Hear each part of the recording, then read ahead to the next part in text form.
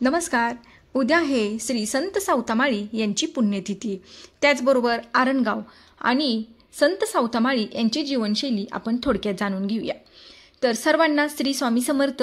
तुमचे आपल्या यूट्यूब चॅनलमध्ये मनापासून स्वागत. तुमचा दिवस आनंदात जाओ. तुमच्या सर्व चांगल्या इच्छा स्वामी महाराज लवकरच पूर्ण करोत. बघा, संत सावतामाळी यांची संजीवन समाधी अरणमध्ये आहे. मंदिर खूपच प्रसन्न व प्रशस्त व सुंदर आहे. पांडुरंगांची मूर्ती समाधी मागे आहे. सावता महाराज हे कर्मयोगी होते. स्वतः कसत असलेल्या शेतातील कामाला ते महत्त्व देत. त्यांनी उत्तम शेती केली. पिकांना पाणी देण्यासाठी स्वतः विहीर खणली. त्या पाण्यावर मळा फुलवला. कांदा, मुळा, कोथिंबीर इत्यादी भाज्या पिकवल्या. फुलबाग केली. हे कर्म करून त्यांनी सर्व देवचरणी अर्पण केले. कर्मवेधायका रस्ते माप फलेषु कदाचन. मुलगी नागितीला ते सांगत असत की हे सर्व मालकाचे आहे.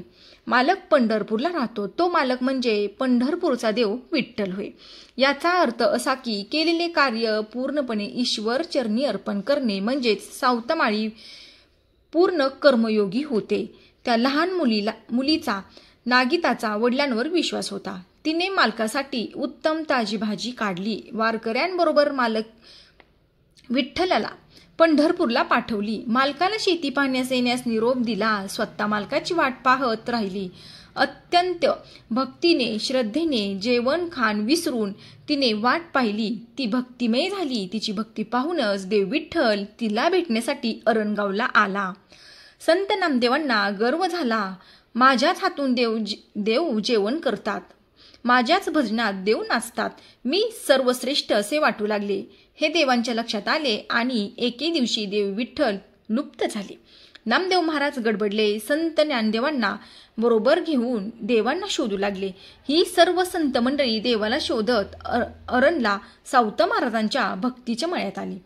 आपल्या भक्तीने सावतामाळी व कन्या नागिता यांच्या भेटीसाठी देव अरणला आले.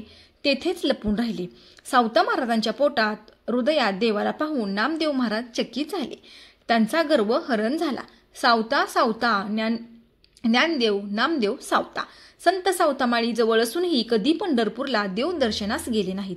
देवांच्या उपासनेला गावोगाव हिंडण्याची गरज नाही. त्यासाठी तीर्थक्षेत्र पाहत भ्रमती करण्याची जरुरी नाही. घरी राहून देवांची भक्ती करता येते. देवभक्तीचा भुकेला हरिनाम कोठेही करता येते. महाराजांनी भागवत धर्माची सेवा केली. प्रचार व प्रसार केला. वारकरी संप्रदायाचे ते लाडके संत आहेत. ते कवी होते. त्यांनी अभंग लिहिले. भक्ती मार्गाची उपासना जोपासली. अनेकांना त्यांच्या समाधी दर्शनाने स्फूर्ती मिळते. भक्ती वाढते, समाधी मिळते. संत सावता महाराज हे योगी होते. त्यांनी प्राणायाम व ध्यान धारणा केली. त्यांना योगाभ्यासाचे पूर्ण ज्ञान होते. त्यांची साधना योग मार्गाची होती. हे त्यांच्या निवारणाच्या अभंगावरून स्पष्ट होते. प्राणायाम करुणी कुंभक साधिला. वायू निरोधीला मूळ तत्वी. सावता पांडुरंगी स्वरूपी मिनला. देह समर्पिला ज्याचा त्यासी. शके 1217 साली आषाढ वद्य चतुर्दशीला संत सावता महाराजांनी अरण येथे संजीवनी समाधी घेतली. त्यावेळी नामदेव महाराजांनी अभंग रचून कीर्तन केले. तो अभंग असा आहे. धन्य ते अरण रत्नाची खाण. जन्मला निधन सावता तो. धन्य त्याची माता, धन्य त्यांचा पिता. देवांच्या जयंत्या साजरा करतात.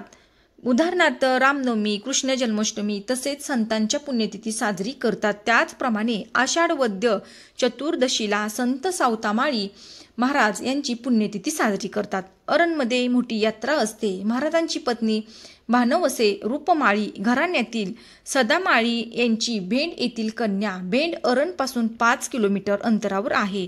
अरणच्या नावापुढे अरण भेंडी असा उल्लेख करतात. ते कदाचित त्याच्यामुळेच करतात. अरण ही पवित्र पुण्यभूमी आहे. येथे पंढरपूरचे देव विठ्ठल भक्तांना भेटण्यासाठी आले. अरण हे एकमेव संतांचे गाव आहे की जेथे पंढरपूरच्या पांडुरंगाची पालखी दरवर्षी येते. हे एक वैशिष्ट्य आहे. दिंड्या पताका वैष्णवी नाचती. अरणचा महिमा वर्णवा किती. महाराष्ट्रातील वारकऱ्यांचे महत्त्व म्हणजे आपल्या भागातील संतांची पालखी पायी चालत पंढरपूरला घेऊन जाणे. या वारीत परमोच्च समाधान असते, आनंद असतो. हा सोहळा महाराष्ट्राचे वैभव व अभिमान आहे. म्हणून सर्व संतांच्या पालख्या पंढरपूरला जातात. संत ज्ञानदेवांची पालखी आळंदीहून, संत तुकारामांची पालखी देहूहून, संत एकनाथांची पालखी पैठणहून पंढरपूरला जाते. अशा अनेक पालख्या दिंड्या पंढरपूरला जातात. पण संत सवतामाळी कधीही पंढरपूरला गेले नाहीत. ते कर्मयोगी भक्तयोगी होते. देव विठ्ठलच त्यांच्यासाठी अरणला आले होते. संत ज्ञानदेव, संत नामदेव यांना पण बरोबर घेऊन आले होते. या पांडुरंगांच्या अरण भेटीचे प्रतीक म्हणून दरवर्षी देव विठ्ठलाची पालखी अरणकर महाराजांच्या मार्गदर्शनाप्रमाणे प्रस्थान करते. प्रस्थान सोहळा अवर्णीय असतो. पंढरपूर मार्केट यार्ड मार्ग या पालखीचा प्रवास सुरू होतो. अरण व परिसरातील भक्त या पालखी वाटचालीत सहभागी होतात. दगडी पुलावरून चंद्रभागा ओलांडून पालखीचा प्रवास पुढे जातो.